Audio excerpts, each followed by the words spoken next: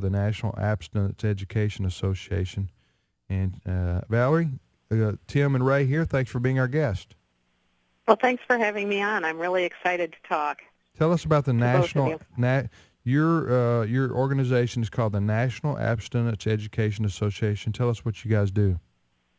Sure. Well, we're based in Washington, D.C., and we provide policy recommendations for Congress, for the administration, here on Capitol Hill in support of what we say is the best message for young people regarding their sex education, and that is waiting until marriage before engaging in sex. We also provide resources for parents and for organizations throughout the U.S. that provide abstinence education, maybe in the schools or in a church setting or in a community setting. And we also equip parents so that if there is some harmful sex education being either promoted or taught in their schools, to get it out of there and to replace it with something that is much better for their children. So we have a wide variety of things that we're involved in. We also work with governors and state legislators to either replace bad sex education legislation in their states or put some good in its place. Valerie, we understand there's just been recently a new abstinence education bill introduced in Congress. Tell us where that bill stands. Tell us what's in it and where it stands at this moment.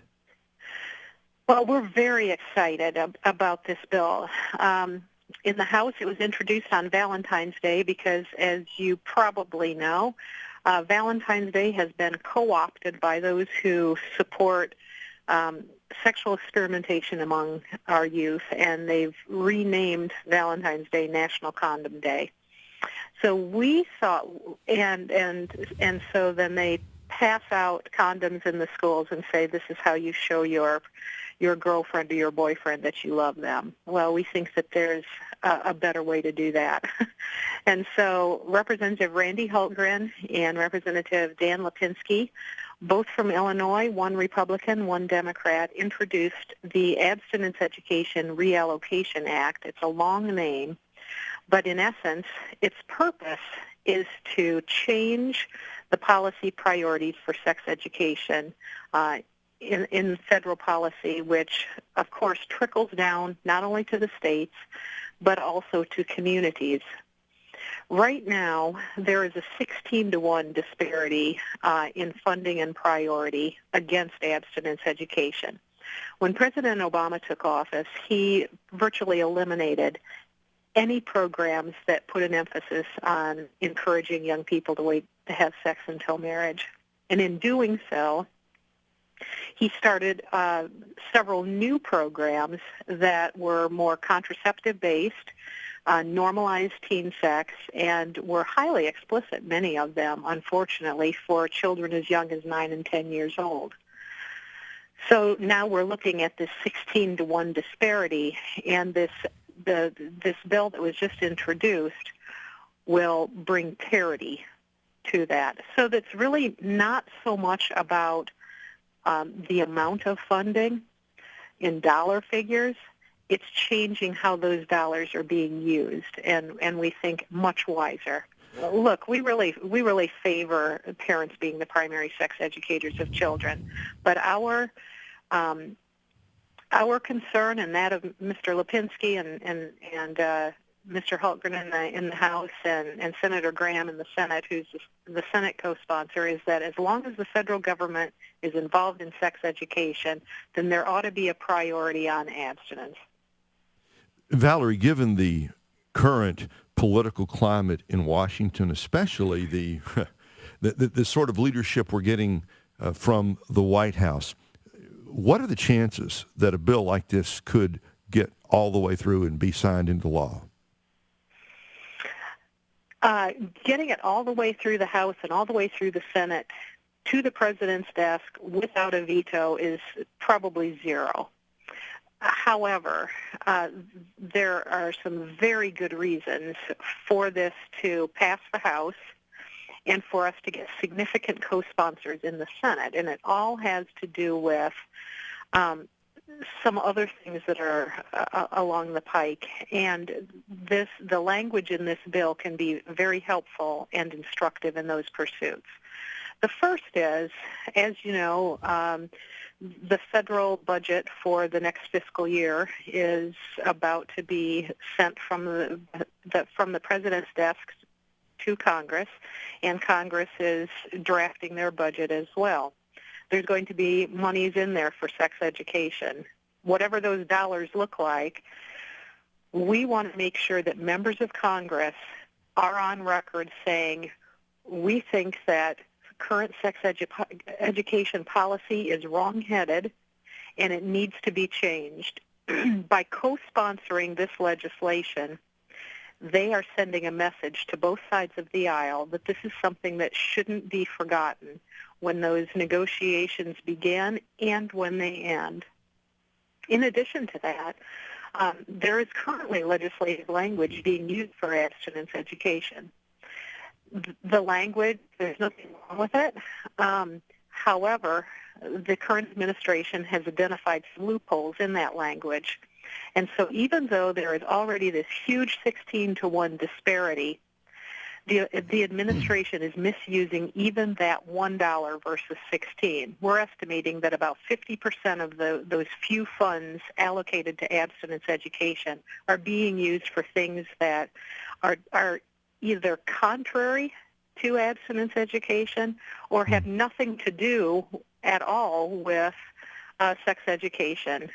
They've so broadened it and found a loophole. Well, this new bill will close those loopholes and require that funds be used for exactly what they're required to be used for. What do our listeners need to do? It's very important that we get at least 100 co-sponsors in the House and the Senate. So they need to call their members of Congress. Just about all of them already are familiar and can get access to this bill. Ask them to co-sponsor the bill and ask that it be voted on and passed in the House. What do they say? I call up and I get my congressman's office on the phone, and the receptionist says, "What are you calling about?" And what do I say? Very simply, I'm so-and-so calling from your district. You are my member of Congress, and I would like you to support H.R. 718 in the House or Senate Bill 13 in the Senate. Okay, give those numbers again. What are would it be easier just to say what the bill's called, the pro-abstinence bill? Yep, you could do that, but it's much easier. They won't co-sponsor something without reading the legislative language, and so if you don't give them the number, they can't look it up and read it. It's called in the House of Representatives, it's H.R. 718, and then in the U.S. Senate, it's what? S13. S13. So yes. support H.R. 718 and S13, right? Correct. And the phone number? Do you know the phone number? I think I know it if you don't. Valerie? I do not. I am traveling, and I do not have the switchboard numbers in front of me, and they aren't coming to mind immediately. Here it is. I've got 248. I've got this committed to memory. Okay. It's 202-224-3121. This is in Washington, D.C. This is the Capitol switchboard. You call the number I'm about to give you, folks. You get to the Capitol switchboard. The operator will say, whose office do you want? If you don't know your congressman's name or your two senators' names, shame on you, okay? I'm going to shame you right now. Tell you need to know that. You need to know that, okay? So learn it so you don't have to be shamed anymore. But if you do know, ask for them. But even if you don't know, you can just give them your zip code, and they will connect you to the correct office. But the telephone number to the Capitol switchboard is 202-224-3121. And the bill is H.R. 718 in the House and S13 in the Senate. Well, we need to do everything we can, I think, to promote moral behavior by our young people and show them that the best way to go is to remain abstinent until marriage, and then you have a 0% chance of catching any kind of STD. That's right. Or getting pregnant or messing up your life. Thank you so much, Valerie, for your work on this issue. We appreciate it. And thank you for your support, and we hope that lots of your listeners will call in, and as a result, we can see some success in this policy in D.C. this year. Well, this education going on in the schools needs to be first and foremost pro-abstinence. Thank you, Valerie. We'll be back after this break, folks.